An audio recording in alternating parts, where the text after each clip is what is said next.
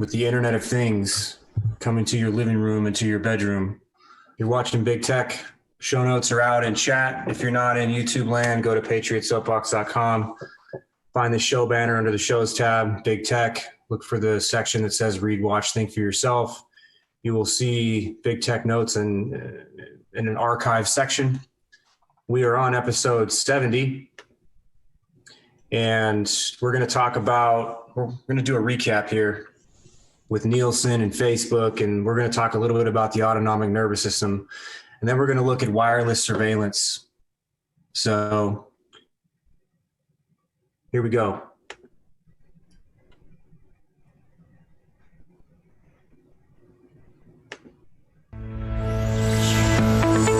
We've developed a new kind of imaging device. It will track everything that's happening around you in real time without a camera. Having a high-resolution sensor that doesn't use optics lets you put the sensor in whole new environments that you wouldn't put a camera before. You can put this radar at home, in hospitals, in a car. You can add them to robots, and suddenly you can track the location of people, monitor their vital signs, and identify obstacles. The thing about RF is that we can penetrate through materials. That means we can see through plastic. We don't need external light. It's completely agnostic to environmental conditions. It works in smoke and rain and fog. Traditionally, there's been very sophisticated large radars. We've taken the best of these sophisticated radars and brought them into consumer level. We provide to our partners a full solution: chip, hardware, software, and algorithms. Via our smart home, via our automotive labs, our robotics division, and more consumer products entering the market. That's just one company. And what this is really illustrating at a very high level is that we have integrated chipsets that now fit in things like cell phones, couches, car seats, walls, you name it, that understand more about you than your spouse, more about you than even yourself. When you start putting this data through machine learning and AI and taking these measurements over a period of time. So, kind of a refresher, we've looked at Facebook and their passive radio to manage mobile devices, being able to turn on sensors without a battery in a device in order to capture information and then transmit that over the network back to Facebook. This requires the usage of the radio antennas. And that's really why we're moving into the no contact surveillance, because it is the use of these antennas by which not only they're used for communication purposes, but they're also used to sense the environment up to and including things like your emotional response and your health and wellness. And that's what we're going to focus on tonight. So you do remember this patent from last show. Nielsen, the marketing and advertising company, global company, has partnerships with Twitter, Facebook, Google, Microsoft, and on and on and on.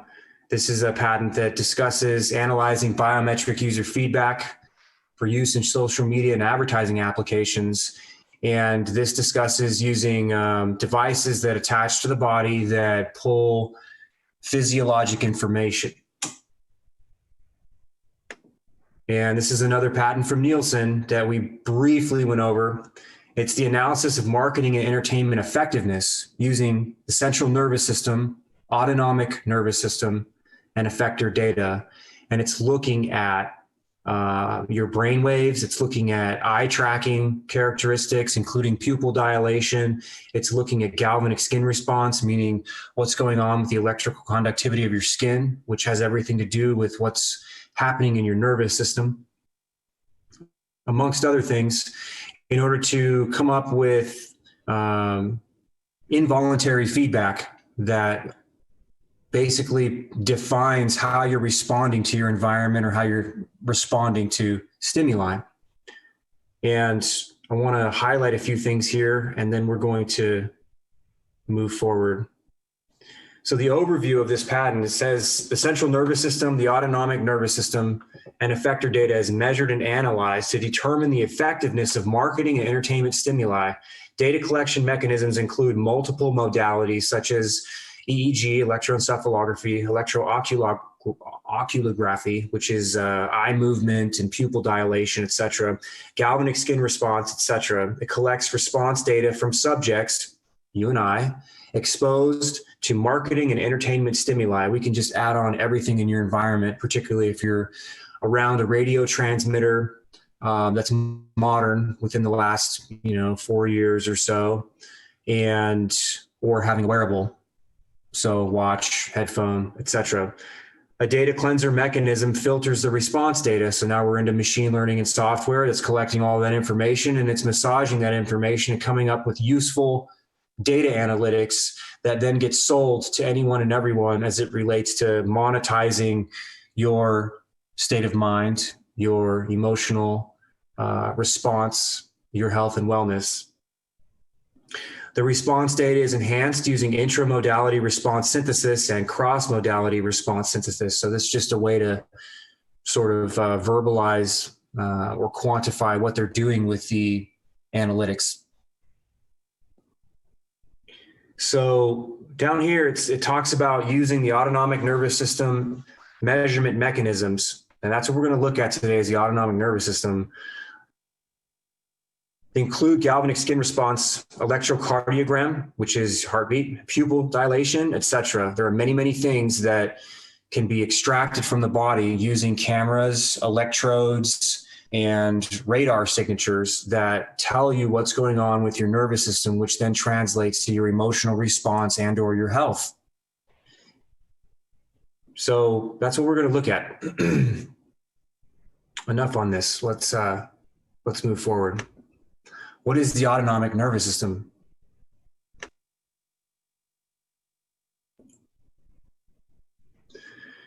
So I found this article, and it does a pretty decent job sort of quantifying this at a high level. The autonomic nervous system regulates a variety of body processes that take place without conscious effort. These things happen in the background. The autonomic system is part of the peripheral nervous system that's responsible for regulating involuntary body functions like heartbeat, blood flow, breathing, and digestion.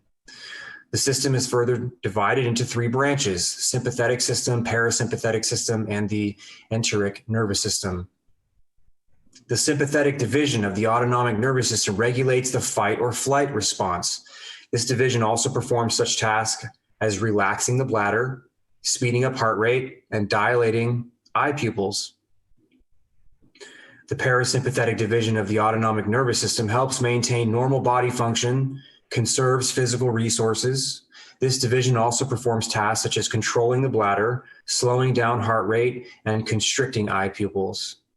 The autonomic nervous system is also made up of a third component known as the enteric nervous system, which is confined to the gastrointestinal tract. The autonomic nervous system operates by receiving information from the environment and from other parts of the body.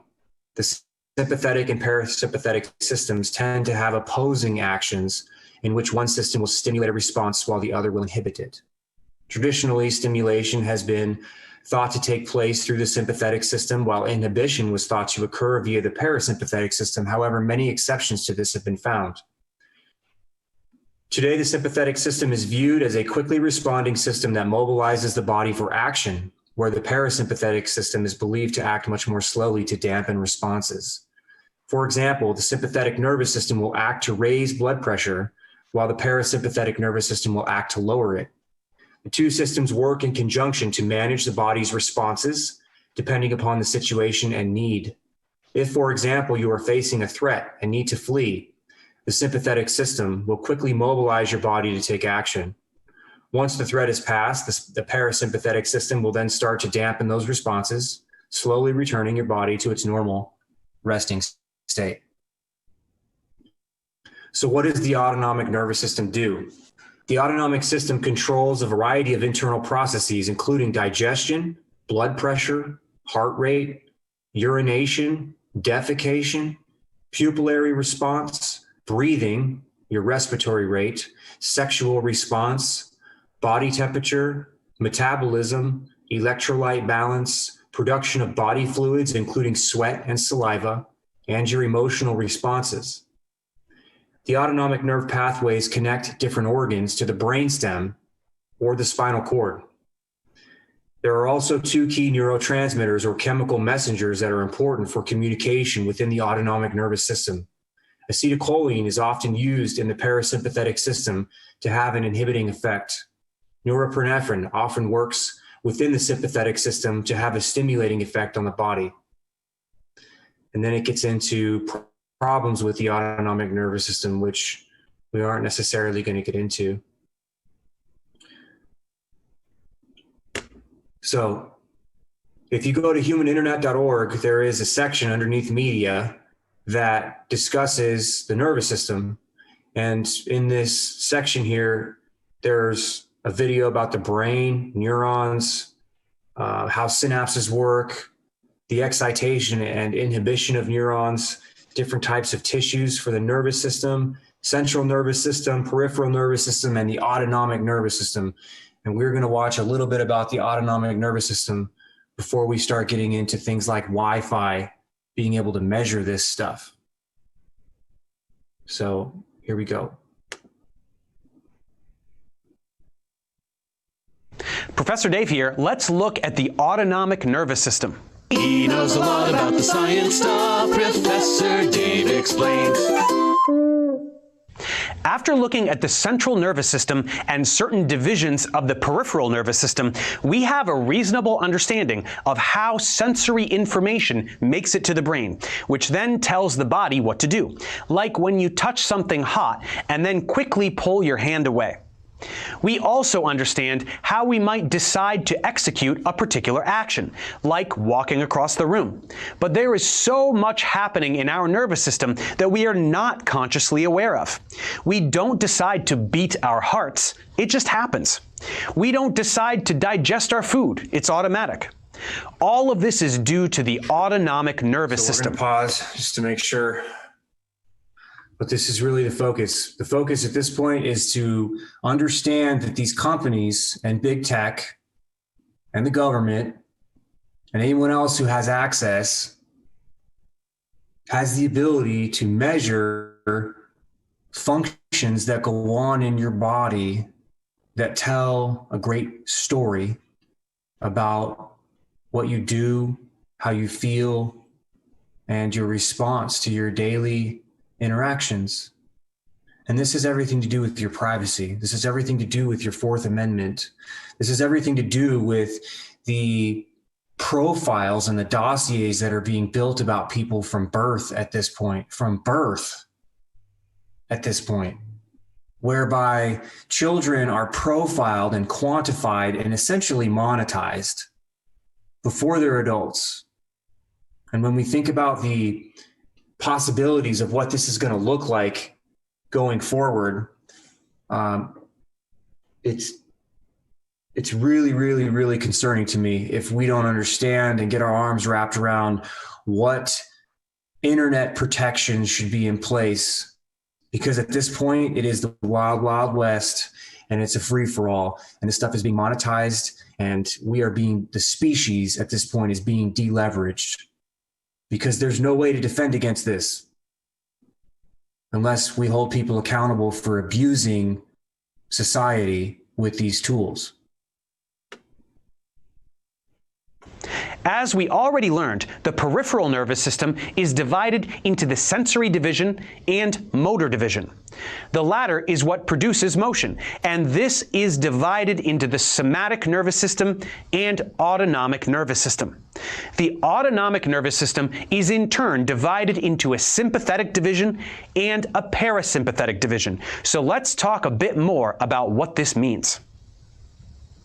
First, let's understand that while the somatic nervous system innervates skeletal muscle to generate deliberate motion, the autonomic nervous system innervates smooth muscle and cardiac muscle to generate the involuntary motions we talked about. There are differences in neuronal structure as well. So we're going to skip forward. I encourage you to watch this in its entirety, but we are going to skip forward just a touch.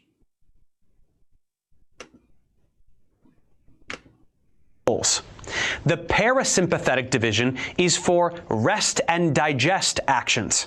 It directs the digestion of food and the expulsion of waste, along with other maintenance-related actions that occur best in a state of relaxation. The sympathetic division, on the other hand, springs into action in emergency situations, enacting the fight or flight instincts, raising the heart rate, constricting blood vessels, and releasing more glucose from the liver, all actions that help an organism evade danger. These two systems work together most of the time to keep the body running smoothly, a process called dual innervation. So then it gets into the end points and the beginning points for these things. And again, we're going to skip forward just a touch because I want to show you just exactly what this stuff touches. And what we can see here is the parasympathetic version. Let's do this.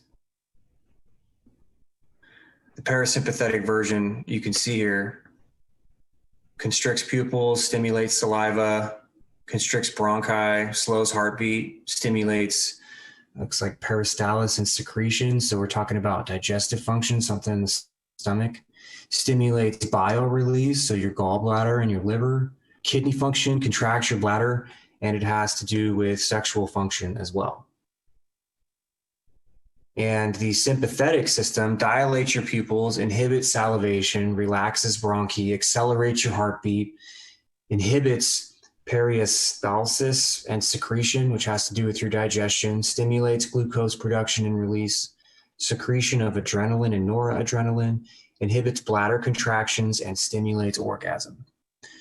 This is the stuff that they are able to extract from you, and I'm going to show you in detail just how close it is to you right now. Literally right now. It is around you, and you are likely being sensed right now. So, with that, we are going to move forward because that's really the end of what I wanted to show you, is the fact that the autonomic nervous system touches many, many portions of your body, many, many organs, etc., etc., etc. So we're going to start with this patent because it ties into a camera and speakers and a microphone. And that's really where we left off. We left off with camera tech, where it could read your brain waves and understand your heartbeat and your respiration and all of those things, if you remember from the last show. And so this patent kind of breaks that down a little further. And this was patented in 1994, and it has everything to do with where we're at today, because this stuff has now been miniaturized and put into things like cell phones, or put into things like laptops and tablets and televisions. And what you see here are cameras and ultrasonic frequency generators that are all pointed towards a target that then are able to extract physiologic information to determine things like whether or not you're telling the truth, whether or not you're stressed, etc., etc. So we're going to read about this for a minute, and then we're going to get into wireless radiation doing the very same thing that light and sound can do. This invention relates to a method and associated apparatus for remotely determining information pertaining to an individual's emotional and or metabolic state. Technology which serves to objectively identify emotional state without the knowledge of the subject. It would be beneficial, for example, to detect an individual contemplating a robbery, a hijacking, prior to entry of that individual into a bank or an airplane. Information pertinent to a person's emotional state to be obtained without the person's knowledge is useful in determining the truthfulness or sincerity of an interviewee. People being interviewed for sensitive job positions or in connection with a criminal investigation may be monitored to elicit information pertaining to their veracity. In many situations, to make decisions, it would be helpful to have objective information regarding a person's emotional state. Such information is useful in ascertaining the person's thoughts and intentions.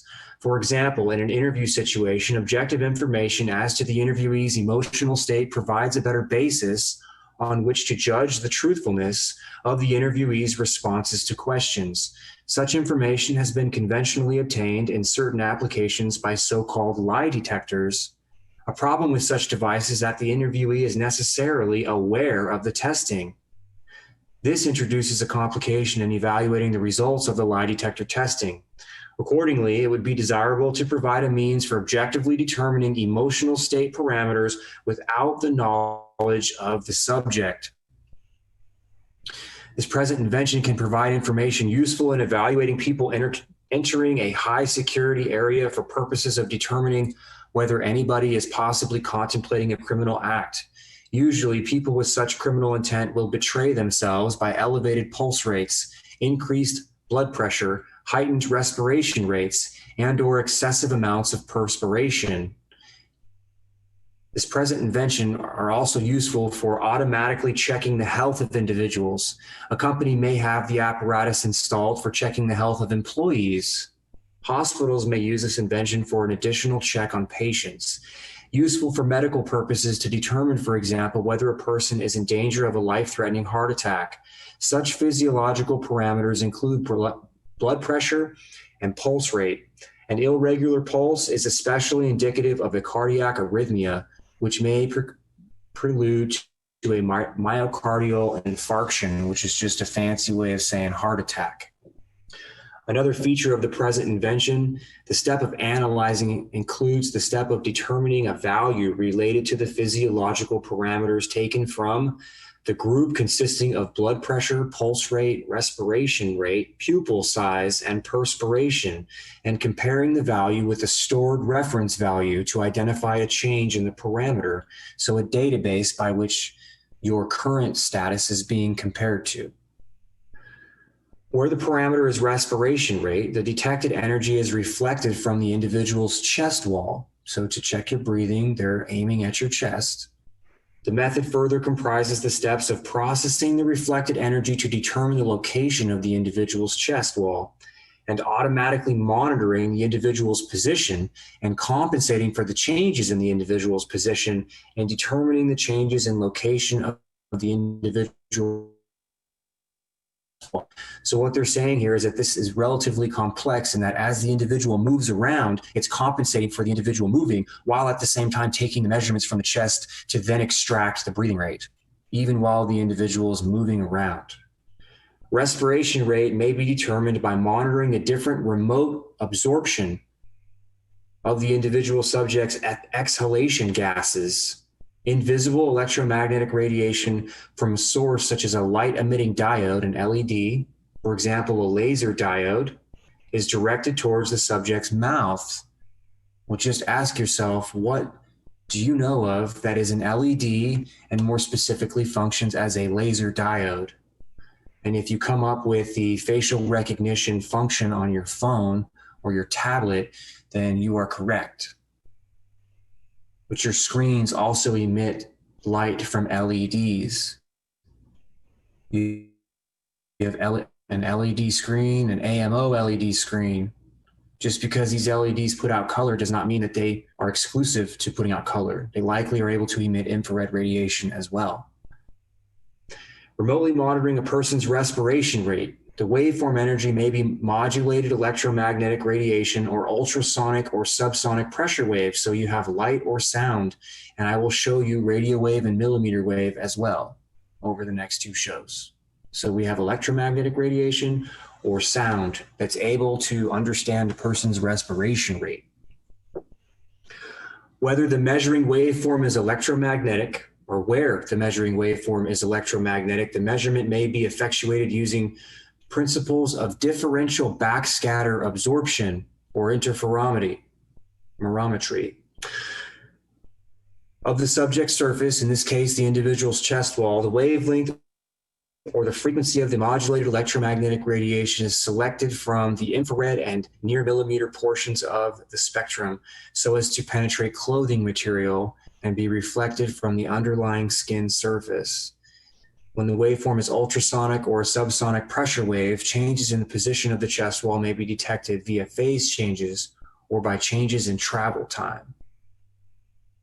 Where the monitored parameter is a pulse rate, so now we're moving from breathing to pulse, your heartbeat. The measuring energy may be modulated electromagnetic radiation in the near ultraviolet or the infrared or near millimeter ranges. It says that a co-limited beam of radiation is generated and directed or aimed towards a particular point on the individual overlying or on a blood vessel. So they're able to get down as specific as a blood vessel. Changes in the transdermal absorption can be tracked to determine the changes in the volume of blood and accordingly the pulse of the target individual. So they're able to shoot light at an artery or a vein, a blood vessel, and based on the changes in the characteristics of the light reflecting back, how much is absorbed versus how much is reflected or scattered, they're able to understand whether or not blood is pulsing or if it's in the middle of a pulse cycle. And then they can count that, and then they can understand your heart rate at distance with light. Variance in the emitted or reflected radiation due to surface moisture, meaning perspiration, can be compensated for by automatically measuring emitted or reflected radiation. So now they're talking about being able to understand the moisture content on your skin, which is one of those things that happens when you get nervous, excited, stressed, angry. Those types of things cause perspiration. So they can measure these things and put them all together in a data set and understand what's going on with you. Varying surface moisture can be isolated and removed or used as an indication of metabolic activity or an emotional state. Surface moisture is indicative of stress. The present invention can be improved by taking into account movements of the subject. The radiation beam's direction can be adjusted to track the target blood vessels. It can be tracked by a simple pattern recognition program analyzing input from the camera. And it goes on to talk about doing this with ultrasonic or subsonic pressure waves. And it basically says that ultrasound or infrasound, which is the subsonic pressure waves, can be reflected from a blood vessel below the skin surface of the subject. In this case, they say in the temple or in the retina. So they can shoot ultrasound or infrasound at your eyeball, and they can see the blood flow change in your retina. I'm gonna let that kind of sink in because that's a little creepy.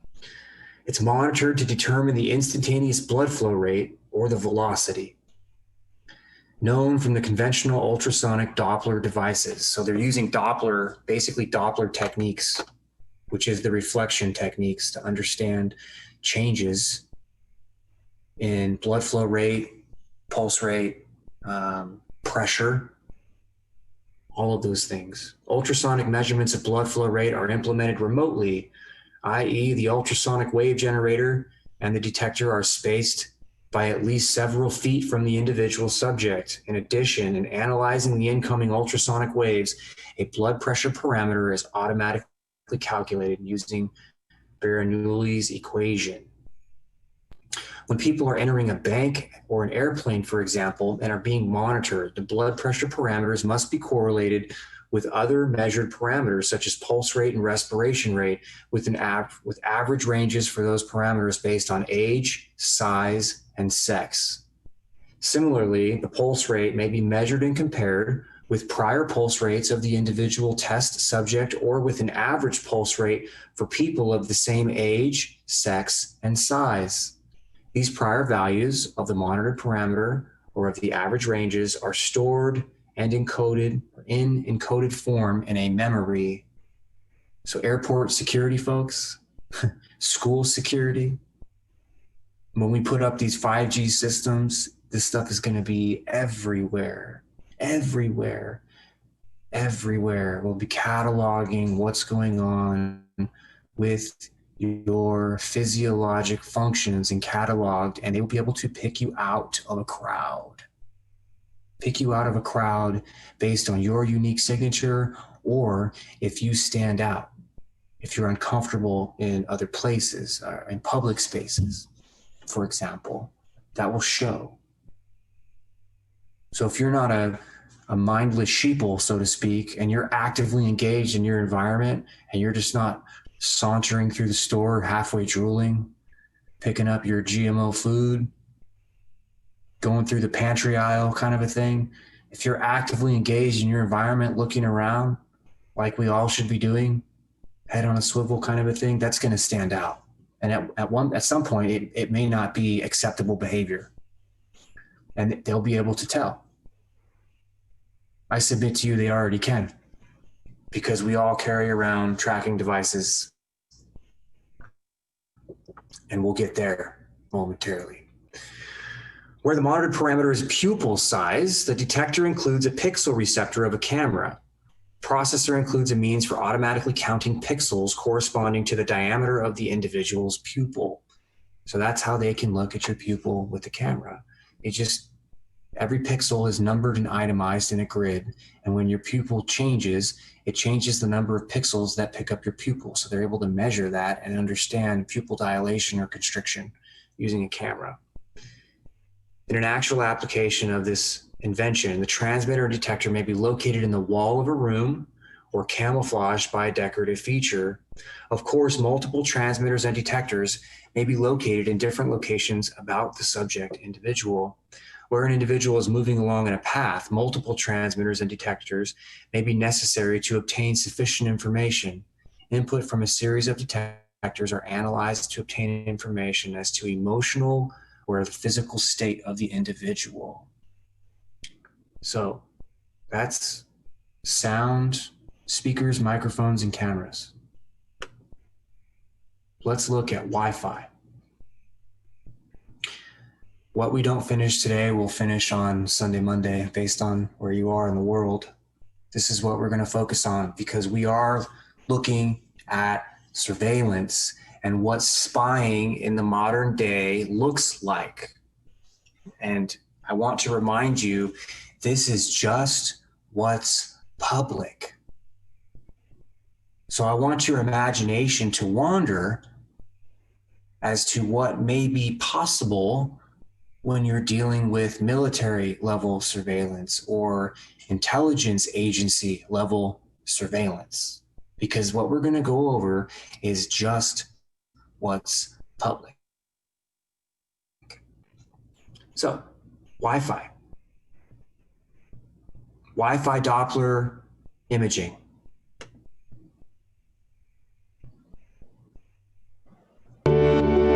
Introducing Soleno's Wi-Fi Doppler imaging, a breakthrough RF imaging technology for tracking the motion, behavior, and location of people over Wi-Fi.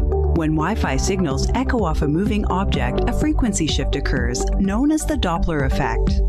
It can be used to measure the range and direction of a moving object to track its location, and enables the classification of movements and postures using machine learning. Wi-Fi Doppler imaging offers myriad capabilities for depicting real-time events, including recognizing gestures and classifying common body movements, labeling objects, tracking objects, and detecting breathing and other vital signs. Wi-Fi Doppler imaging enables applications such as intrusion detection for enhanced home and enterprise security. The RF imaging-based technology is a simple and ingenious method for driving TV content consumption analytics. By enabling the determination of who is sitting in front of the screen at any given time, it allows the service provider or advertiser to personalize content accordingly. Wi-Fi Doppler imaging is also highly effective as a remote monitoring solution for connecting elderly people who live on their own to family, caregivers, and emergency services. It triggers alerts if anything irregular or dangerous occurs without requiring individuals to use wearables. Wi-Fi Doppler imaging has numerous benefits as an event depiction technology. It combines imaging technology and standard Wi-Fi networking over a single state-of-the-art connectivity chip. It achieves high-resolution localization using a single device rather than relying on multiple devices. It's optimal for motion classification for posture identification and context analysis. And because it's free of line-of-sight constraints, it can virtually see through walls, enabling an expanding array of value-added indoor applications for service providers and their partners without... We're going to stop there because I really want to drive this point home. This stuff works through walls and it compensates for the wall. It can remove the wall from the image and reconstruct just the space that you're in. And again, I want to remind you that this is just what's public. And when we look at what spying looks like, and if you live in a dense urban environment whereby you have neighbors and you're separated by one wall or two walls, or you're separated by less than, let's say, 100 feet, 100 linear feet from wherever the router is that your neighbor or your neighbor's neighbor has. And it's not just left, right, folks. It's top and bottom. So when you think 100 feet, think of a sphere, not a circle, but a sphere, a three-dimensional globe, 100 feet around your living space if you are in an apartment or a condominium or a hotel. And somebody else's service or the publicly available service has this capability.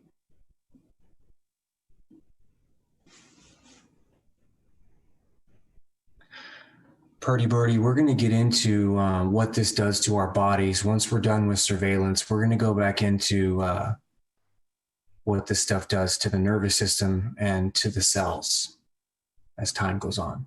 So for now, because surveillance is coming back up again in the news, this is what we're going to focus on.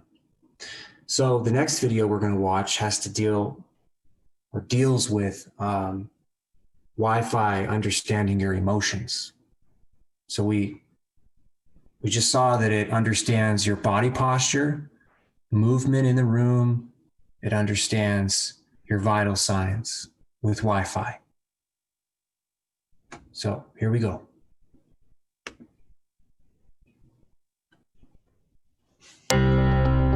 This video describes EQ radio, a new technology from Professor Kitabi's group at MIT that can recognize people's emotions using wireless signals.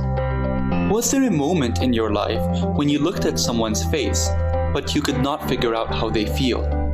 What if your wireless router can tell people's emotions even if they don't show them on their faces? This is exactly what our technology does.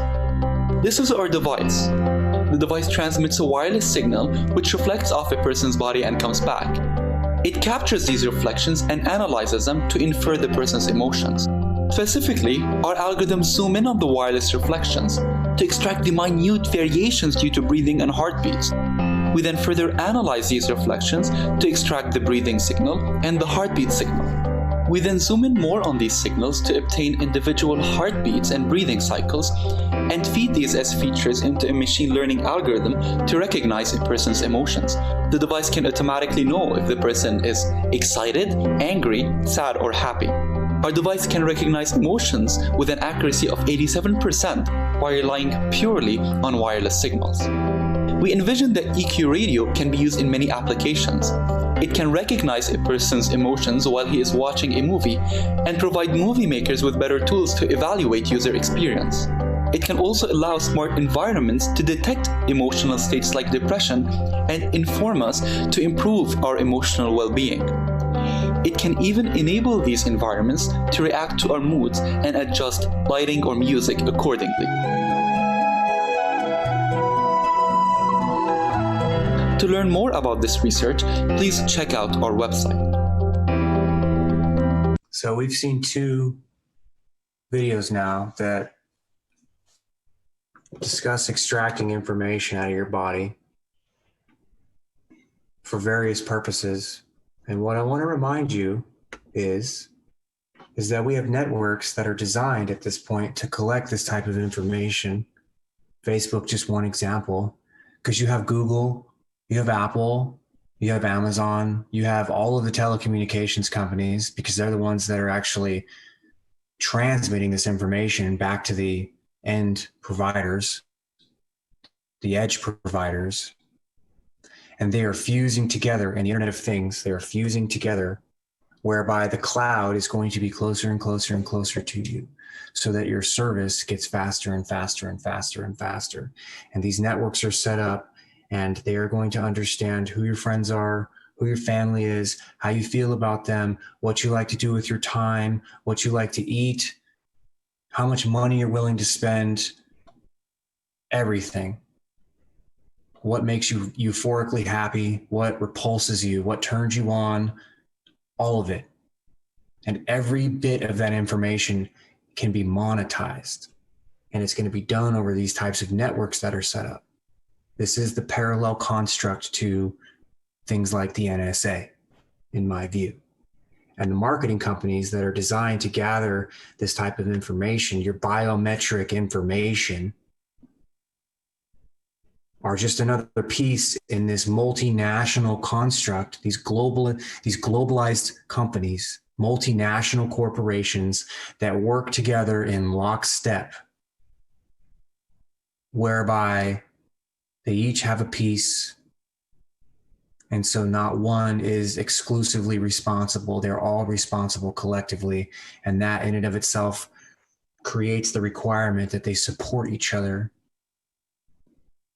And it fractures these technologies so they can be handpicked and used on demand. And they can be used based on each individual country's rules and regulations to the maximum effect that's legally possible, and then some, in my view.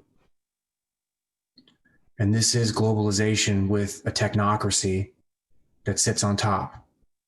The technocracy is the end game for globalization, because through a technocracy, everything else is possible. And that's why communications, the wireless internet, satellite internet, the Internet of Things, the Internet of Everything, connecting humans to the internet, that's why all of this is so important, is because the technocracy is what is going to ultimately govern the world if we don't get our arms wrapped around what human rights look like on the internet, and then demand that they are adhered to through accountability. And we go back to this one, marketing and entertainment effectiveness using the central nervous system, the autonomic nervous system, and effector data. Autonomic nervous system are the things that we just looked at, the vital signs,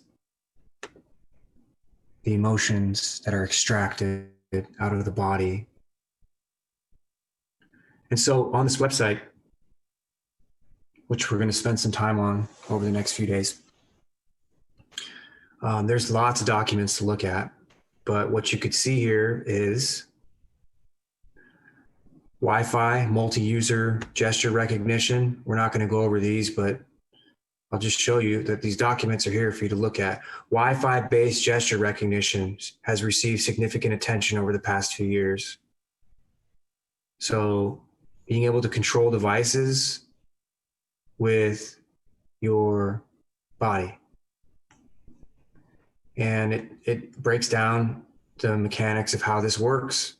Being able to take away all of the unnecessary or unwanted noise, and they can understand gestures. And why is this important? This is important because if they understand gestures, then they understand what you're doing in your living space or in your workspace, or what you're doing with other people.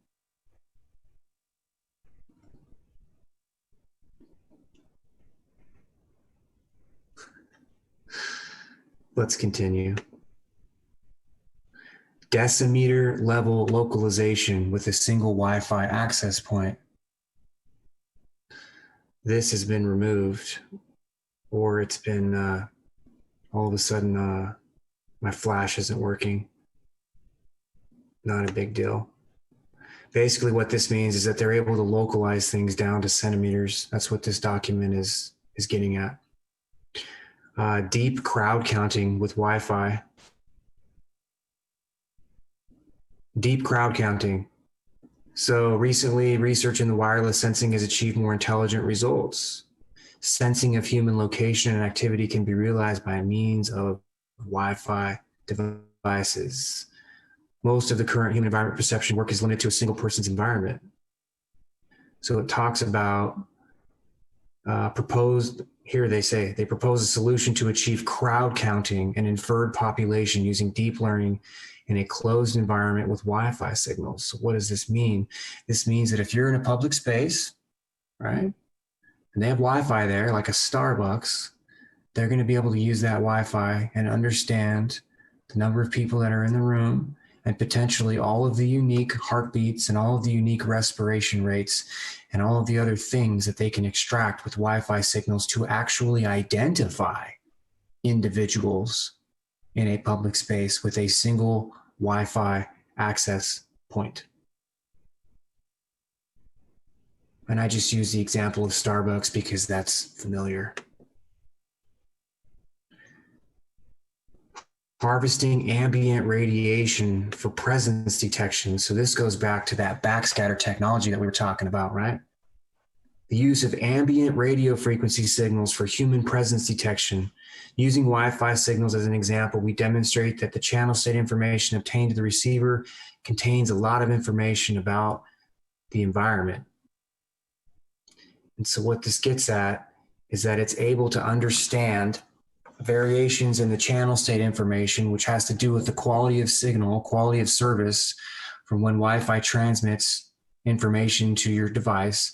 It's able to understand using convolutional neural networks, AI, machine learning, deep learning software in order to understand what's going on in the environment. And it says it's able to do this using off-the-shelf Wi-Fi devices. These documents are here on humaninternet.org for you to reference should you choose to do so. Wi-Fi based passive radar for short range surveillance. Passive radar, so it's picking up the signals out of the air. It's not even directly transmitting signals to get the radar information. It's literally using the information that it's using the transmissions that are already sent by the Wi-Fi, that are sent for transferring information, emails, text messages, phone calls, multimedia like YouTube, and it's able to just take those transmissions and also understand what's going on in the environment. And it talks about being able to understand targets in the air, surface vehicles, and human beings with this kind of technology. And you can see here that they get into cell towers and Wi-Fi. And they go through being able to, like, here's a Wi-Fi access point. They can see and understand a vehicle in motion. So if you had Wi-Fi outdoors, in this case, they do. Here's an example of a satellite that's literally able to take, it bounces the signal off the satellite, and based on the signal reflection off the car, it's able to understand a car in motion, because the satellite signal that's already beaming down for satellite TV service, for example, is bouncing off the car and it's being picked up by the antennas. And it's able to understand that it's backscatter, that it's not necessarily a direct connection to that antenna for satellite TV or satellite internet. And they can use this stuff for surveillance. So what I'm trying to illustrate for you is the surveillance apparatus. The surveillance apparatus is built and constructed around us, and we understand modern wireless communications from a consumer perspective. What does it provide me? It provides me connectivity, right? It provides me some type of service. But from an intelligence perspective, the very same infrastructure can provide a great deal of information about what's going on in the surrounding area. And so this document gets pretty specific. They just set up an experiment, put up antennas, and they started tracking things like flight paths and elevation and all of these things to illustrate that it can be done. So if colleges universities are doing this, don't you think that it's already been done by the military? And it's already been done by the intelligence apparatus. This is just the rollout for the consumer markets for things like the Internet of Things and drones and automated vehicles and all of that. And anything that's gleaned that's useful will then just be kicked over to the military to enhance or upgrade what they have. Let's continue. Through the wall human pose estimation. This one's also jacked. So I've got another place on the website that I can pull this stuff as a backup. So it's not a huge deal, but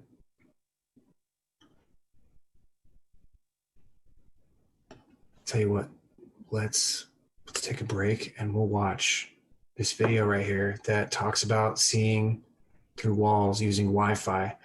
Now I want you to pay attention because the first minute or so, it literally grids out the body and it puts a mesh over your body as if you're wearing a mesh suit. So your mesh suit is unique to your body type, you know, what your anatomy looks like, etc. And it differs from others. So pay attention to what this looks like. Dear fellow scholars, this is 2-Minute Papers with Károly Zsolnai Fehér. Pose estimation is an interesting area of research where we typically have a few images or video footage of humans and we automatically try to extract the pose a person was taking. In short, the input is one or more photo and the output is typically a skeleton of the person. So, what is this good for? A lot of things. For instance, we can use these skeletons to cheaply transfer the gestures of a human onto a virtual character, fall detection for the elderly, analyzing the motion of athletes, and many, many others. This work showcases a neural network that measures how the Wi-Fi radio signals bounce around in the room and reflect off of the human body, and from these murky waves, it estimates where we are. Not only that, but it is also accurate enough to tell us our pose. As you see here, as the Wi-Fi signal also traverses in the dark, this pose estimation works really well in poor lighting conditions. That is a remarkable feat. But now, hold on to your papers because that's nothing compared to what you are about to see now. Have a look here. We know that Wi-Fi signals go through walls. So, perhaps this means that can't be true, right? It tracks the pose of this human as he enters the room, and now, as he disappears, look, the algorithm still knows where he is. That's right, this means that it can also detect our pose through walls. What kind of wizardry is that? Now, note that this technique doesn't look at the video feed we are now looking at. It is there for us for visual reference. It is also quite remarkable that the signal being sent out is 1,000 times weaker than an actual Wi-Fi signal. The signal that's sent out is 1,000 times weaker than the Wi-Fi signal, which goes back to the whole backscatter thing, where they don't actually have to transmit the Wi-Fi. They can just use the Wi-Fi that's bouncing around in the room for other things to do what you're seeing here on the screen. This is a surveillance application. So can you imagine being in a condo or above somebody's Wi-Fi signal on the floor below you and the intelligence agencies logging into that to then study what you're doing in your kitchen, in your living room, in your bedroom, in your bathroom? And this is just movement, folks. It gets better. It gets much, much, much better.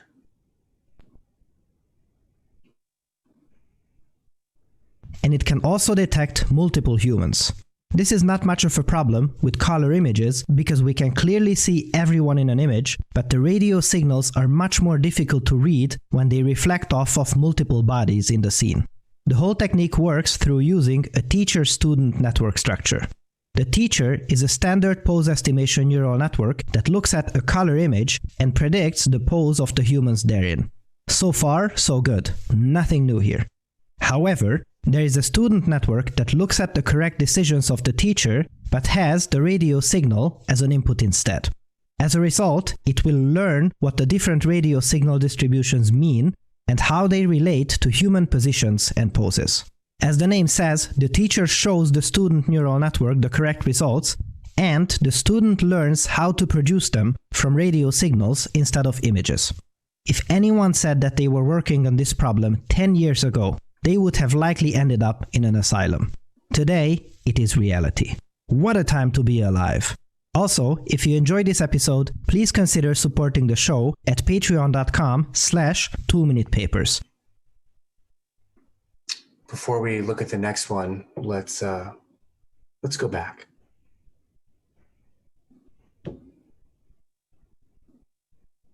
Keystroke recognition using Wi-Fi. Keystroke recognition.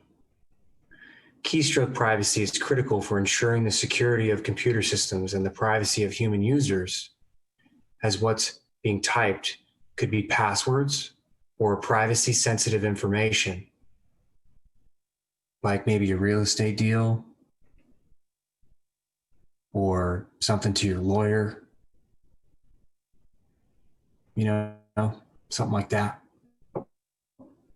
The research community has studied various ways to recognize keystrokes, which can be classified into 3 categories: acoustic emissions based on approaches, so your speakers, acoustic emissions, how the keys sound independently from each other, electromagnetic emission based approaches, and vision based approaches, so maybe like your camera. We're going to look at the electromagnetic version. Acoustic emissions based approaches recognize keystrokes based on either the observation that different keys on a keyboard produce different typing sounds, or the observation that acoustic emanations from different keys arrive at different surrounding smartphones at different times, as the keys are located at different places in a keyboard. So you've got speakers all around you, and based on where the keys are on the keyboard, either the unique sound of the key or the time it takes for the sound that's made when you type a Q versus a P, they can distinguish that through the time of flight, because that sound wave takes just a little bit different time to get there to the speaker. And you can spy and recreate what's being typed on a keyboard with sound.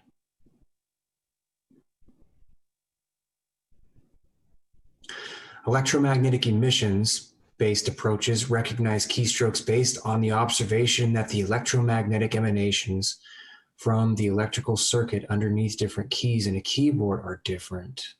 That's interesting.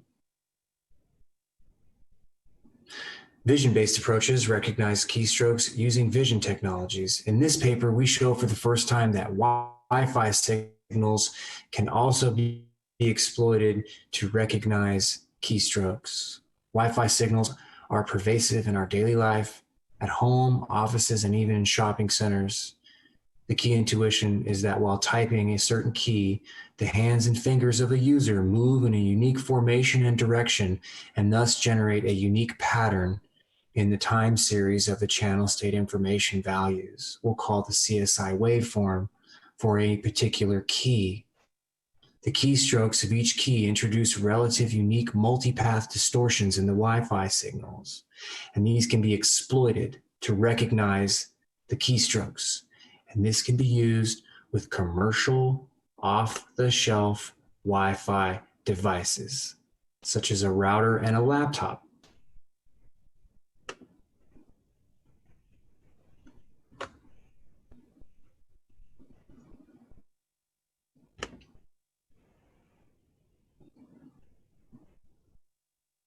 In this video, we will be showing our Y-key keystroke recognition system.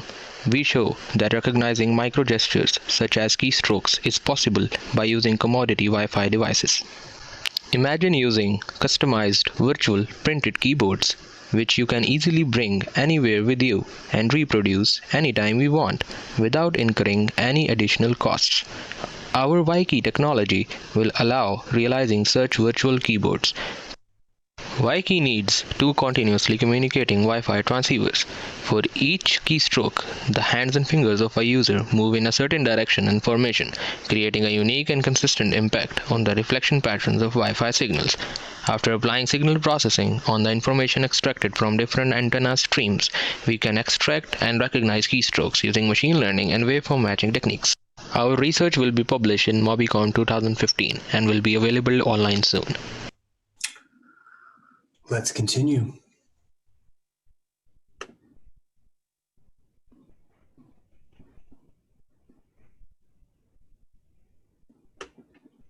This one talks about handwritten letter recognition. So it says here, you can download this off the website. I'm not going to download it. We're just going to look at this real quick. They call this MCSM RAI, a device-free handwritten letter recognition system using Wi-Fi. Handwritten letters. So not only are we talking about being able to intercept what you type, we're talking about what you write with pen and paper. They leverage, again, the channel state information values extracted from Wi-Fi packets to recognize handwritten letters, including uppercase letters and lowercase letters.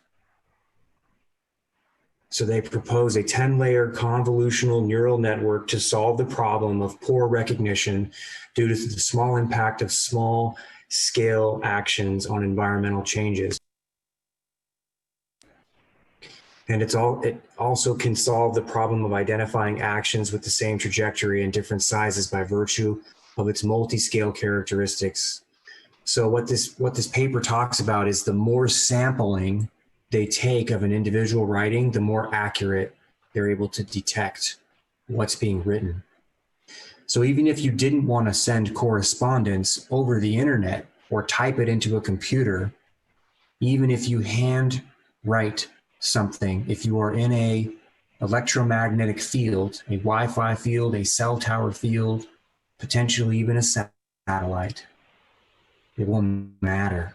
If they really want to understand what you're writing, this document, publicly available document, indicates that they can reach accuracies up to 95.31%, 96.68%, 97.70%.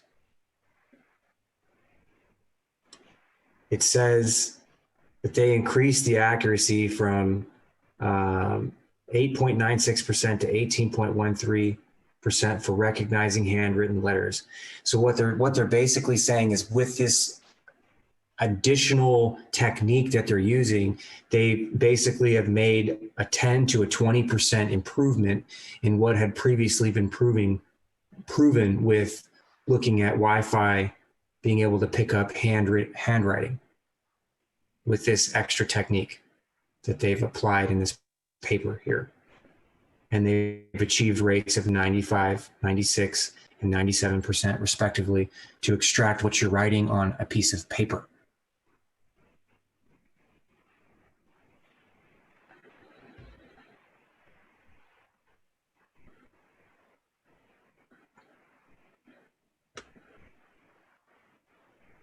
This document talks about using a radar sensor for no contact detection of speech. Your speech. Different speech detection sensors have been developed over the years, but they are limited by the loss of high-frequency speech energy and have restricted non-contact detection due to the lack of penetrability. This paper proposes a novel millimeter microwave radar sensor to detect speech signals.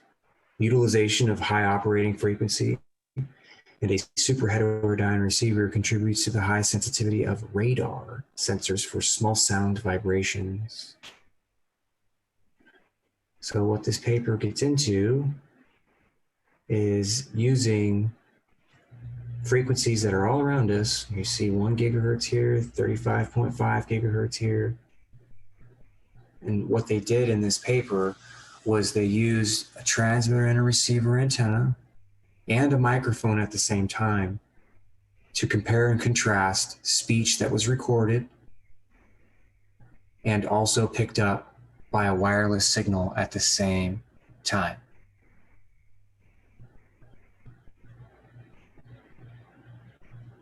So even though there may not be microphones around, if there's a wireless signal around, even what you say can be surveilled. This is a chart, right? A shows a spectrogram of an original traditional microphone speech. B is a spectrogram of the original radar sensor speech. C is a spectrogram of the enhanced traditional microphone. And D is enhanced radar. So on the left, you've got a microphone that picks up speech. We all understand that that's possible. That's how your phone works. That's how I'm talking to you right now, through a microphone. That's on the left. And on the right, this is a spectrogram of what can be picked up with wireless signals. And as you can see, the key characteristics here are clearly defined with very similar intensities in color, whether it be from a microphone or whether it be from a wireless signal. This is a very interesting read, should you choose to read it. Let's move on to the next one. And this one says, this is from Berkeley, we can hear you with Wi-Fi.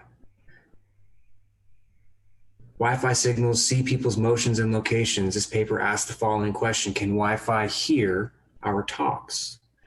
We present Y here, which enables Wi-Fi signals to hear our talks without deploying any devices. To achieve this, Y here needs to detect and analyze fine-grained radio reflections from mouth movements. Y here solves this micro movement detection problem by introducing mouth motion profiles that leverage partial multipath effects and wavelet packet transformation. Since Wi-Fi signals do not require line of sight, Y here can hear people talk within radio range. Y here can simultaneously hear multiple people talking, leveraging MIMO technology. And we'll go over what MIMO is as time goes on when we start looking at 5G. We implement Y here on this platform, USRP N210 platform, and a commercial Wi-Fi infrastructure. So off-the-shelf stuff. Results show that within our predefined vocabulary, Y here can achieve a detection accuracy of 91% on average for a single individual speaking no more than 6 words, and up to 74% for no more than 3 people talking simultaneously. So this is just what college people did at Berkeley with off-the-shelf Wi-Fi stuff. 91% accuracy of a single person talking. 74% for up to 3 people talking at the same time. What does that look like? That's not me, you, and the next person having a conversation where one person's talking at a time. What that is zeroing in a public space where you have multiple conversations going on and being able to pick up somebody talking, where you have simultaneous vocal activity, right? Emissions of sound happening at the same time. So it gives you some examples of what this looks like. And what this is showing you is what the mouth makes, the shapes that it makes when you say these letters. A, E, right? U, S, a V, an L, an M.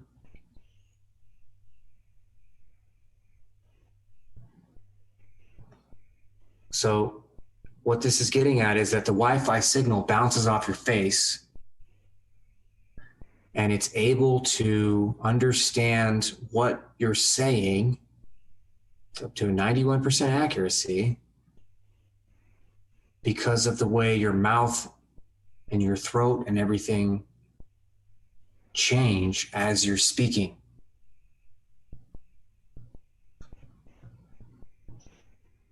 And it works both line of sight and non-line of sight, which means you don't have to be in a direct path of the Wi-Fi. It can bounce off things, it can go through walls and still pick up what you're saying, your speech, without a microphone.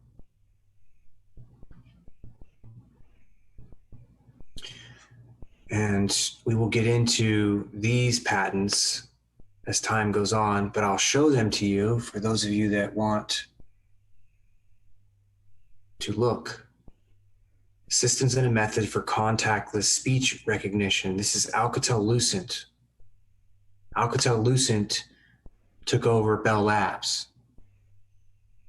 Bell Labs is a research, or was a research and development laboratory for the United States that dealt with telecommunications and other type sciences. And we will get into what this is all about as time goes on. But really what this is saying is that they're able to understand your speech using radio waves. They can understand your speech. So I will go through and do analysis on this, and we will go over it in detail. Let's look at the next patent. These are just, we're highlighting these for now. Radar microphone using speech recognition. A radar microphone. National Institute of Standards and Technology, the NIST, and the U.S. Secretary of the Navy. Method for detecting and recognizing speech is provided that remotely detects body motions from a speaker during vocalization. So a speaker meaning an individual that is speaking, not a radio speaker, but a person who is actually talking. With one or more radar sensors. Specifically, the radar sensors include a transmit aperture that transmits one or more waveforms towards the speaker. And each of the waveforms has a distinct wavelength.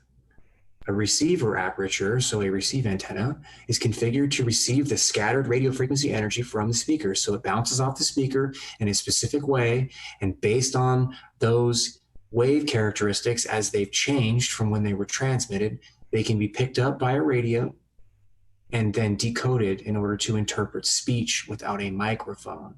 It talks about using Doppler signals correlated with the speaker, the person talking. They're extracted at the receiver. Digital signal processors are configured to develop feature vectors utilizing vocalization Doppler signals, and words associated with the feature vectors are recognized with a word classifier. So based on how these signals bounce off your face and your neck, that goes into or gets referenced against a database. And the more sampling that's done, the more accurate the database. And we all live in this stuff all the time. So I'm sure we've all been sampled very, very well. And if you're the president, I'm sure you've been very well sampled. And if you're a political candidate of any stature at all, you're likely well sampled. And I say that with the utmost respect, because sampling, in my view, goes far beyond just cataloging the way that your lips and your throat move throughout your day. Politicians, CEOs, people of prominence, judges, those are the ones that get sampled first, because they're the ones that exercise authority and have the bestowed power within society. So they are the ones that are studied, cataloged, and understood first.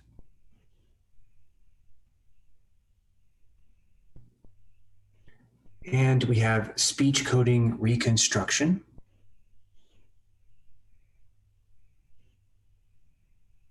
And recognition using acoustics and electromagnetic waves. And this comes from Lawrence Livermore National Laboratory. Now I'm going to show you this one because it uses a combination of acoustics and electromagnetic waves, whereby the acoustics are picked up, the electromagnetic waves are also picked up, and they are measured against each other so that the electromagnetic waves can then provide enhanced resolution of speech in the event the acoustics are not good. So while the acoustics are good, the electromagnetic wave properties are picked up, measured, and cataloged so that when the acoustics are not good, those electromagnetic wave signatures can be supplemented or can be used as supplementation in order to understand and record and potentially transmit speech. And that is the very nature of this patent. I'm going to scroll down here and I'm going to show you who references this Lawrence Livermore National Laboratory patent that discusses using electromagnetic waves to collect your speech. This is cited by Sony, Lucent, Apple, Comcast, Intel, Nokia, Microsoft, Ericsson,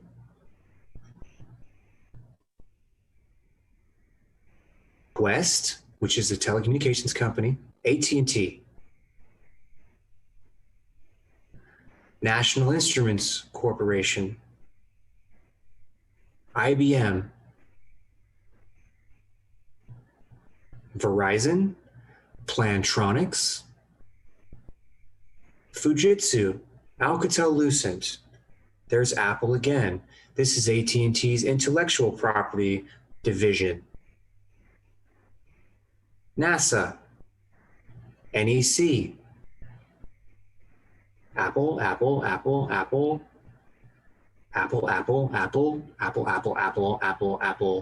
more Apple, Microsoft, Apple, Huawei, Apple, Motorola, Apple, Google, Amazon, Apple, Qualcomm, Apple, Qualcomm,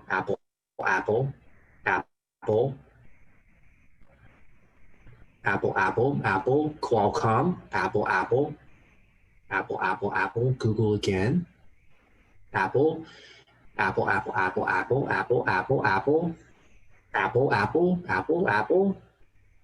and on and on and on and on and on.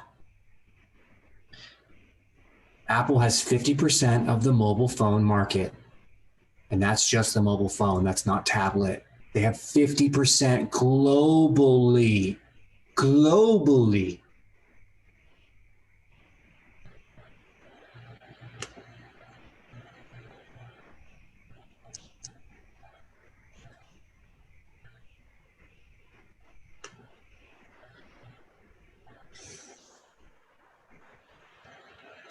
We're going to save wideband for later.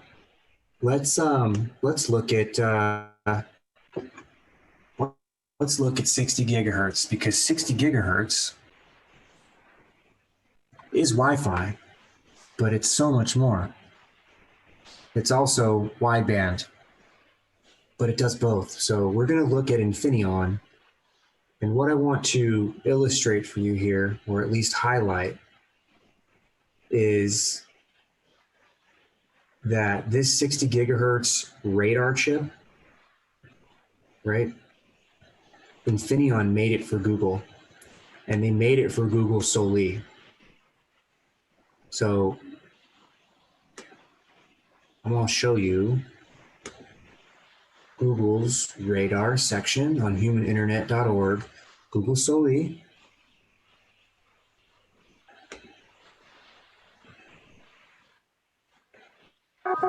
My name is Ivan Pubarev, and I work for Advanced Technology and Projects Group at Google.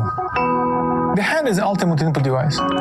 It's extremely precise, it's extremely fast, and it's very natural for us to use it, right? Capturing the possibilities of human hand was one of my passions how can we take this incredible capability, finesse of human actions, of finesse of using our hand, but apply it to the virtual world? We use radio frequency spectrum, which is radars, to track human hand. The radars has been used for many different things, to track cars, big objects, satellites and planes. We're using them to track micro motions, twitches of human hands, and then use that to interact with wearables and Internet of Things and other computing devices. Our team is focused on taking radar hardware and turning it into a gesture sensor. Radar is a technology which transmits a radio wave towards a target, and then the receiver of the radar intercepts the reflected energy from that target. The reason why we're able to interpret so much from this one radar signal is because of the full gesture recognition pipeline that we've built. The various stages of this pipeline are designed to extract specific gesture information from this one radar signal that we receive at a high frame rate. From these strange foreign range Doppler signals, we're actually interpreting human intent. Radar has some unique properties when compared to cameras, for example. It has very high positional accuracy, which means that you can sense the tiniest motions. We arrived at this idea of virtual tools because we recognized that there's certain archetypes of controls, like a volume knob or a physical slider, a volume slider. Imagine a button between your thumb and your index finger, and the button's not there, but pressing this is a very clear action, and there's a natural physical haptic feedback that occurs as you perform that action. The hand can both embody that virtual tool, and it can also be, acting on that virtual tool at the same time. So if we can recognize that action, we have an interesting direction for interacting with technology. So when we started this project, me and my team, we looked at the project idea and we thought, are we going to make it or not?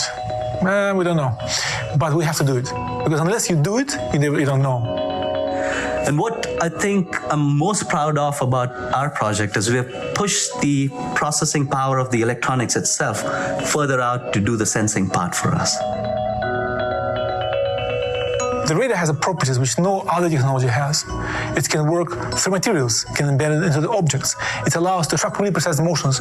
And what is most exciting about it is that you can shrink the entire radar and put in a tiny chip. That's what makes this approach so promising.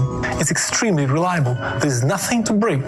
There's no moving parts. There's no lenses. There's nothing. It's just a piece of sand on your board. Now we're at a point where we have the hardware where we can sense these interactions and we can put them to work. We can explore how well they work and how well they might work in products.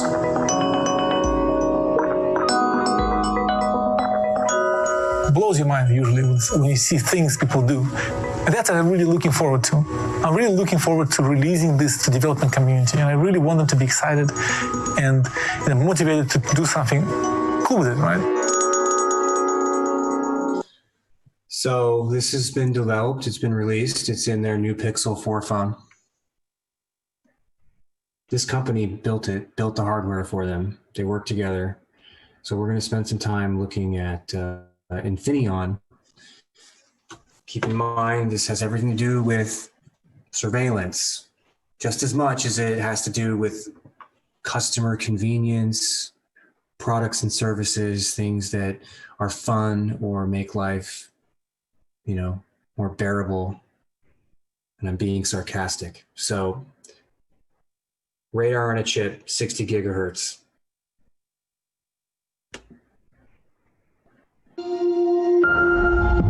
Radar sensing revolutionizes the way we interact with the world. Your presence and movements become natural interfaces. Intuitive sensing. Touchless interaction. Radar sees through glass, plastics, and wood. It can also track human presence and moving objects. By sensing sub-millimeter motions, radar can even detect vital signs.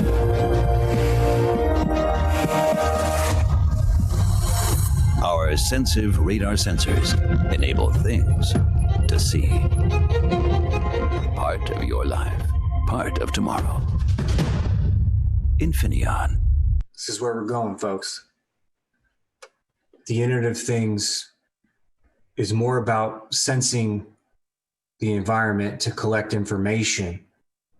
It's more about that than it is to give you some kind of customer convenience, some kind of user convenience.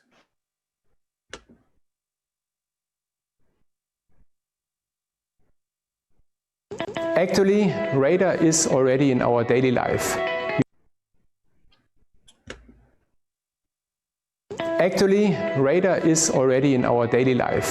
We know it from planes, ships, and cars. But radar can also detect tiniest motions, even in the sub-millimeter range. And therefore, it is suited for other use cases like human presence or vital sign detection or even gestures. Radar has the potential to bring the human-machine interaction to the next, more intuitive level. I could tell you that it's the most precise and sensitive radar I see there is. I could tell you about the low power consumption, or that it's an extremely small system because we even integrated the antennas. And that's why it fits into the phone. But at the end, I believe, Google approached us, and they also stayed with us because of our technology leadership, and because once we commit, we deliver. We had the first meeting back in 2014. Scope of the meeting was to translate into a system the vision of a new sensor for HMI, a joint effort between Google and Infineon. 2014, they were talking about a new vision for HMI. That's a human-machine interface. A human-machine interface. It doesn't just stop at the gesture recognition, folks. It doesn't just stop at reading your heartbeat and your respiration and extracting your emotional content. It doesn't stop there, but we will leave it there for today because the scope of the discussion over the previous few shows and the upcoming shows are about surveillance, not about offensive, or I should say offensive techniques. With the very same devices. We'll get there when we start looking at the nervous system and how it interacts with these types of energy systems. But this is modern surveillance. Infineon providing the hardware solution and Google providing the software solution. Since then, the two teams have been working together to minimize the millimeter wave sensor, trying to achieve the lowest power consumption that would have fit into a mobile device. Since then, we have been taking the technology to the limits without compromising the quality. After 3 iterations, we have been capable to achieve a state-of-the-art solution that is today used in the flagship phone from Google. And that phone is out. That phone is functioning. That phone knows more about you than you do. 60 gigahertz radar chip.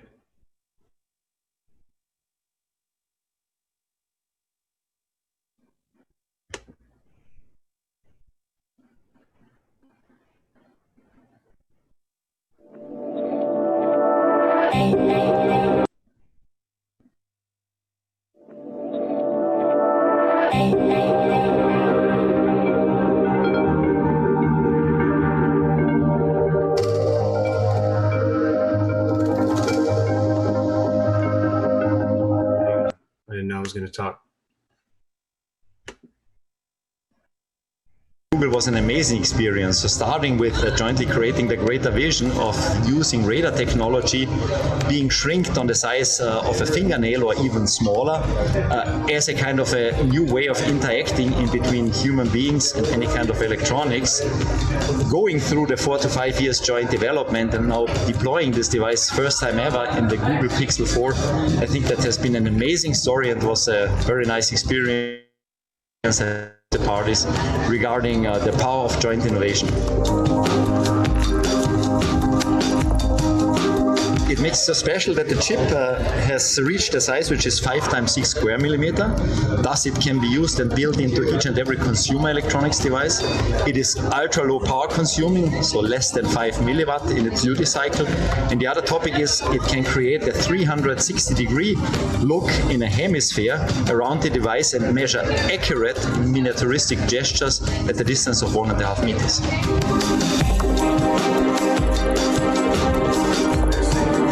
A distance of 1.5 meters. So we're looking at approximately 5 feet. Super fine resolution. How far is your nightstand away from you? How far is your handbag away from you when you use the restroom in a public location? How far is your mobile device away from you when you're sitting at your desk at work? How far is your mobile device away from you when you're traveling around throughout your day? How far away is your mobile device from your children?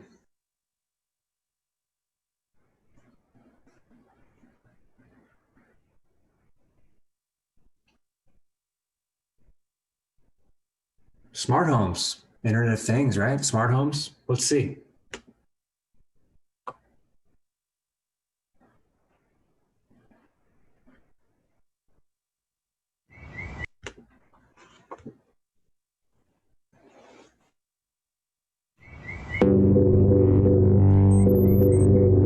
Imagine a smart home assistant that is just waiting for you to open the door. It instantly knows that it's you and immediately adjusts lighting and heating to your comfort settings. Your smart assistant follows your movements, opening doors as if by magic, adjusting the lighting as you go, and handing over from one speaker to the next. Presence detection solutions based on extensive radar sensors from Infineon turn your home into a smart home. They even know when you want a coffee.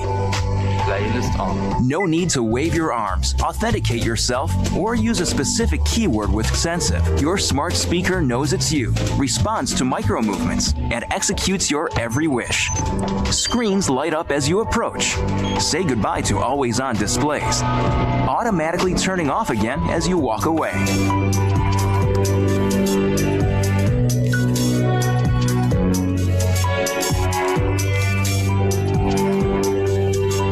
Sensitive sensor solutions fit seamlessly into your lifestyle, constantly scanning your environment so they can see, hear, and sense what you do. They convert all this data from the real to the digital world,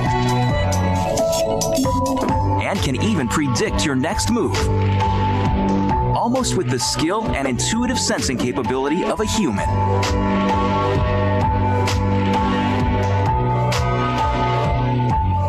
Welcome to a smart home that makes life easier, safer, and more convenient with technology that has become second nature.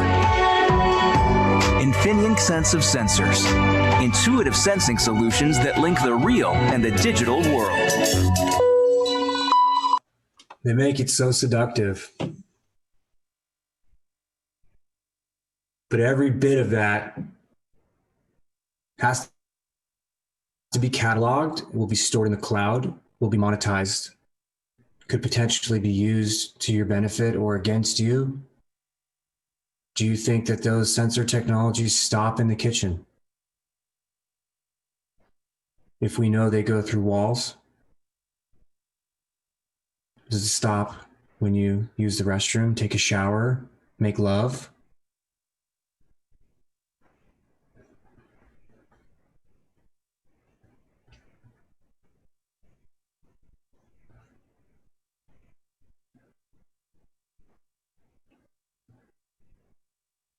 Our idea of intuitive sensing, giving human senses to things.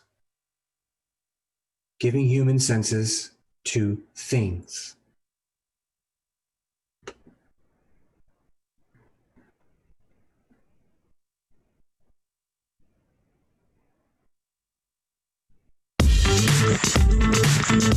We live in a world full of sensory impressions and experiences, sounds, and movements.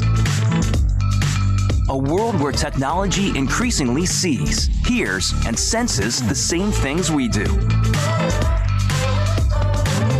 Technology that is becoming more intuitive, intelligent, and invisible as the lines between the real and digital world begin to blur.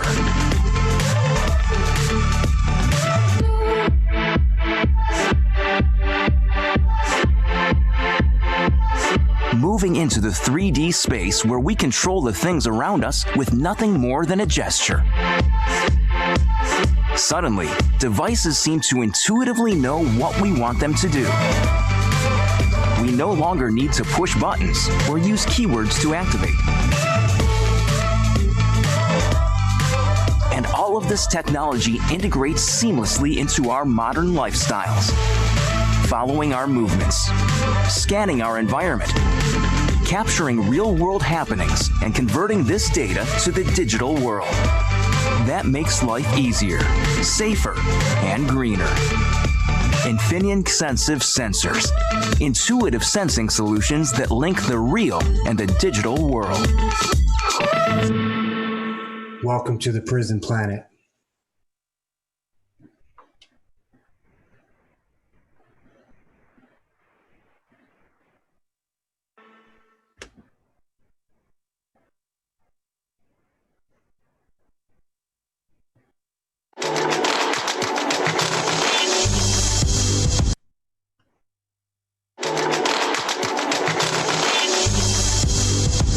Infineon is connecting the real world to the digital world. In order to doing so, one of the fundamental problems to overcome is that you have to put sensors everywhere. In that context, Infineon is working on building the 5 human senses in the form of semiconductors, such as a smart feel, a smart taste, a smart eye, a smart nose, but also smart ears.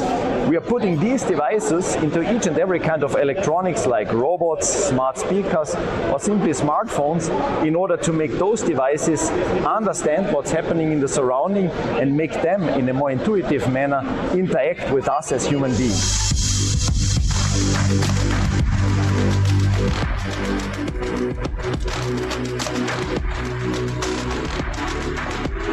I'm sufficiently disgusted at this point, personally, but it's not because I'm against technology.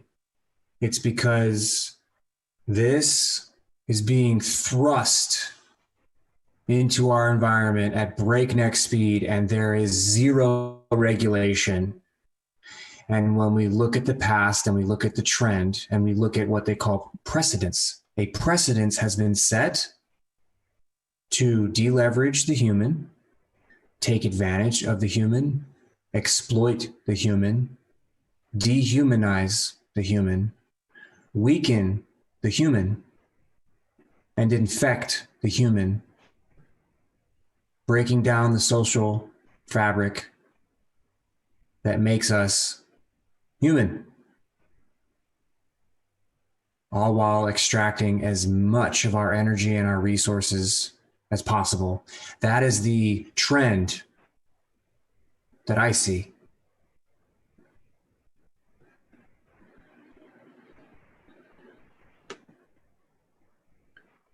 Google Radar.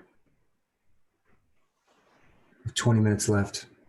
We've been through some of these, so I'm going to breeze through it. I want to show you what's in these patents, and you tell me how sensitive, how exclusive this technology can be in your environment, with you, with your children, with your spouse, or with any of those combinations together. I want you to think about what the Internet of Things really looks like and what surveillance really, really looks like.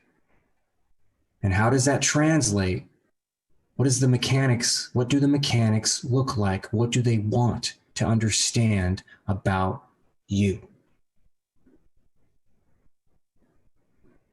Radar-based biometric recognition systems can be used with or embedded within many different garments, accessories, and computing devices, jackets, right? Hats, books, computing rings, spectacles, and so forth.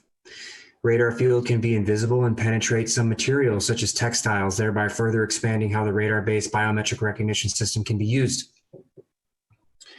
Microwave radio elements can be three-dimensional in volume. They can create a hemisphere, a fan, a cube, or a cylinder, or a surface applied to a human tissue. Three-dimensional radar field is what they're talking about here, in any different shape, a 3D field. It's configured to receive reflections from human tissue in the 3D volume, such as skin and bone or heart muscle, in order to provide biometric data. In 3 dimensions, things that can be understood are things like temperature of a person's arm at multiple points in the arm and around the arm. Different temperatures. So your armpit being a different temperature than your tricep, being a different temperature than your forearm, or your bicep or your tricep being a different temperature while working out relative to your forearm. The techniques may determine a skin temperature, a heart rate, or an amount of perspiration on the user's hand. Microwave radio elements can be configured to emit. It can be configured to emit microwave radiation between 57 gigahertz and 63 gigahertz. That is your 60 gigahertz Y-gig frequency band, basically. Or as broadly as 1 gigahertz to 300 gigahertz. So these things are software defined, they are tunable, and they can scale the frequency range and emit whatever frequencies they want, according to this patent, between 1 gigahertz and 300 gigahertz. That's huge, because there are many, many, many techniques that can be used to interface with the nervous system, not just collect information, but interface with the nervous system in these frequency ranges. The ability to receive reflections from human tissues at particular resolutions, about 2 to about 25 millimeters. I will say that again, 2 to 25 millimeters. Microwave radio elements can be configured along with other entities of radar biometric recognition systems. They can have a relatively fast update rate, which aids in the resolution of the human tissue reflections. By selecting particular frequencies, radar-based biometric recognition systems can penetrate clothing while not substantially penetrating human tissue. They can be configured to differentiate between human tissue reflections in the radar field caused by clothing being different from the human tissue reflections in the radar field caused by human tissues. So they understand the difference and they can just eliminate the clothing altogether. Antenna element and signal processor can be configured to differentiate between different types of human tissue. The different types of human tissue that this radar can understand include skin, muscle, particular type, the heart muscle versus skeletal muscle. They can understand bone, blood, and cartilage. Biometric conditions also include blood pressure, skin temperature, breathing rate, oxygen or carbon dioxide content of breath, just to name a few. These and other conditions can be determined based on measuring a user's heart movement, quality of blood in the capillary or veins, whether or not the capillaries are full or not full, skin perspiration, bones or cartilage orientations, movement of ribs, meaning your breathing rate, chemical content or temperature of the air expelled from the user, temperature of the skin, or the temperature of the interior, such as muscle or blood, and so forth.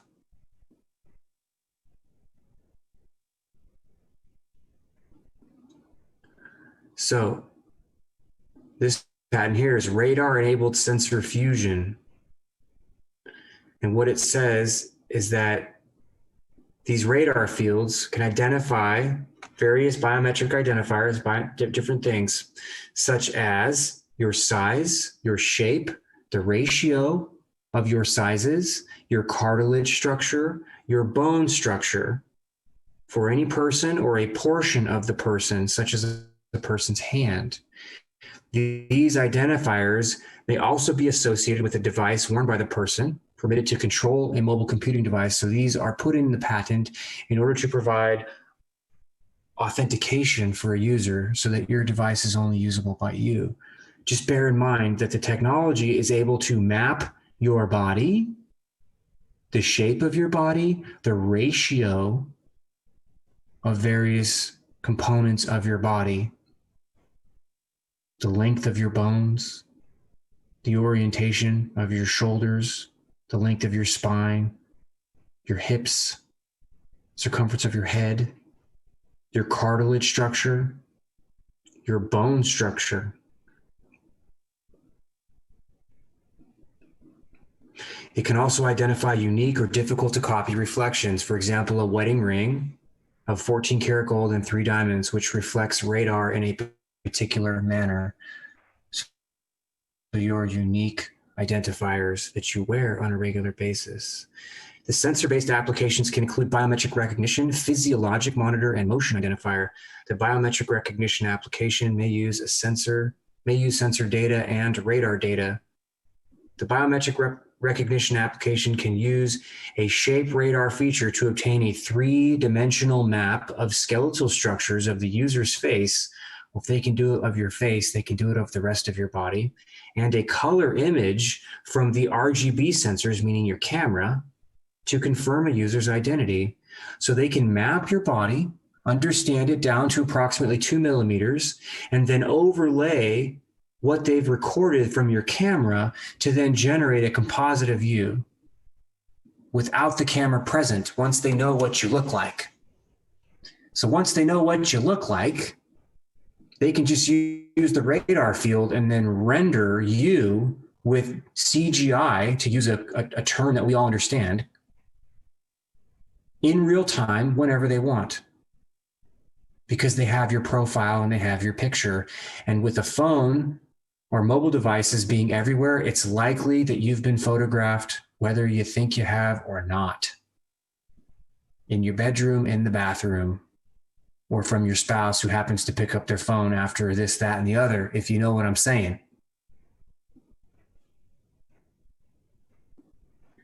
The physiological monitor application can detect or monitor medical aspects of a user, such as breathing, heart rate, reflexes, fine motor skills, and the like. May use radar data to track the motions of a user's chest, monitor arterial flow, subdermal muscle contractions, monitoring your muscle contractions.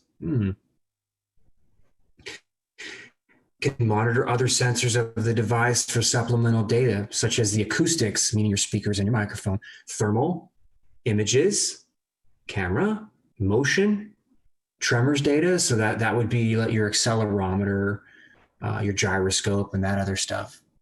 All fusing together with the radar to understand with high degrees of specificity what's going on in the environment. And you are the primary focus. May monitor a user's breathing patterns with radar motion features, breath noises recorded by the acoustic sensors, and heat signature of the exhaled air captured by the infrared sensor.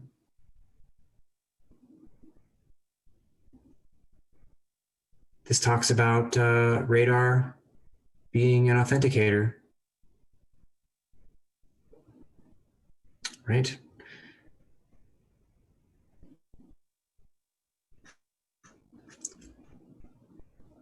Radar gesture sensor, radar gesture sensing and data transmission. So what they're saying is that the radar system can transmit data, meaning your phone can communicate with a peripheral device, and using the same transmission can also be used for gesture recognition.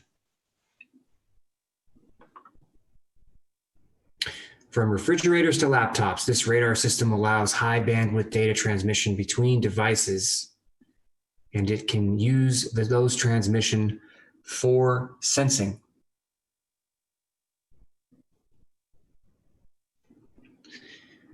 It says here the radio element can be configured to emit continuously modulated radiation. ultra wideband radiation and or sub-millimeter frequency radiation. And this goes back to the statement they made in the earlier patent about it having a frequency range of 1 gigahertz to 300 gigahertz. This radar sensor can be configured to emit all kinds of different signatures, all kinds of different radar methodologies, and it's all done through the use of sophisticated software. Hashtag Google. It's configured to form radiation into beams, and the beams aiding a receive device and or radar antenna and signal processor to determine which of the beams are interrupted and thus the location of interactions within the field. Here it is again, configured to emit 1 gigahertz to 300 gigahertz. That's the range that this thing can function at. Or 3 gigahertz to 100 gigahertz, and narrower bands such as between 57 and 63 gigahertz. Frequency range affects the radar antenna's ability to receive interactions, such as to track the locations of 2 or more targets to a resolution of about 2 to about 25 millimeters. So it will run through these frequencies, emitting these pulses as fast as you can imagine. And it will track multiple users, multiple targets, down to a resolution of 2 millimeters. 2 millimeters. What does that look like? 2 people together, understanding a resolution down to 2 millimeters, being able to recreate any and all activities to within 2 millimeter resolution. Can penetrate clothing. While not substantially, it says not substantially penetrating human tissue. Just bear in mind that it goes from 1 gigahertz to 300. So these lower frequencies can penetrate centimeters into tissue, like upwards of 10 centimeters, if not more like 12 to 15 centimeters into tissue. You tell me what a 10 centimeter knife would feel like being slipped into your rib cage. What would that feel like? Do you think that would be something of note?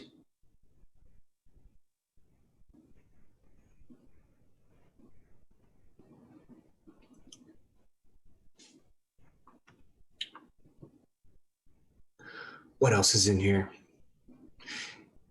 This radar can basically, it says here, it can be a directed beam narrow field, so they can beamform this stuff. And rather than it just emitting out like an incandescent light bulb, they can turn it into a floodlight or a laser pointer. And that's probably a little dramatic, a laser pointer with a single beam. But with multiple beams, where those beams intersect, then you get laser pointers. Anyway, in cases where the directed radar transmission includes a time split radar transmission, one of the time split radar transmissions can send data and the other, right? So what they're getting at here is that the radar can emit pulses and do so relative to time, which allows for things like bouncing signals off a wall and then interacting with the bounced signals, the reflected signals off the wall, with a new transmission to change the characteristics of the electromagnetic field. That's some crazy stuff. So they send out a beam of energy, it bounces around in the environment, and because they map the environment, they know exactly what it's going to do as it bounces off a wall or a couch or a planter. And then when it gets to where it needs to go in 3-dimensional space, because they can time it, they send another pulse of energy to intercept the bounced around or the reflected signal to then create a new waveform characteristic in a particular location in a room. It's that sophisticated. All while sending communications, in this case, any suitable data type, such as a file, an image, music, video, streaming content, and so on. And it gets into Google able to go over other radio frequency signals. and then being able to change the way they're transmitted in order to create the right training sequence or the right bit symbol or pattern. And the reason this is important is because this is how they're able to get the right patterns to start manipulating your nervous system. But that is outside of the scope of the discussion tonight. And that is why we consistently review these patents, because there is more in these patents than meets the eye. And when we get into nervous system manipulation, we will come back and we will visit this particular patent. Radar gesture sensing using existing data protocols, because it specifically discusses being able to manipulate the preamble, the midamble, and the postamble of a data packet. Every data packet that's sent has these preamble, midamble, and a postamble to change the bit symbol pattern, which changes the modulation, which changes the energy waveform. And if done so in the right configuration, can do things like interface with your nervous system. This is the one that says it doesn't really care where the signal comes from. Google, type agnostic RF signal representations, it doesn't matter. Google can use anything that transmits electromagnetic energy and use it as a radar field. It doesn't matter. So they understand, even if you don't have a Google phone that's got radar in it, Google can just look at the environment, because if you have an Android phone, you've got Google. If you've got an Apple phone, you've got Google software. And if you have any other phone, it's likely they're interfacing with Google servers, which means that they touch your phone. Or if you have an app that's serviced, or that their cloud infrastructure is on Google's platform, then Google can touch your phone. Means your phone can be used to survey the area, and any wireless signal Google can pick up and use it as a radar field. Yeah, man. Radar fields can vary from a small size between 1 and 50 millimeters to 1/2 to 5 meters to even 1 to about 10 meters. So now we're basically a 30-foot room, 10 meters, right? Can be configured to receive and process reflections of the radar field to provide large body gesture-based gestures based on reflection from human tissue, meaning arm movements, leg movements, even those smaller and more precise gestures can also be sensed well. And then they get into different kind of radar, pulsed radar, chirped radar. We'll get into more of that.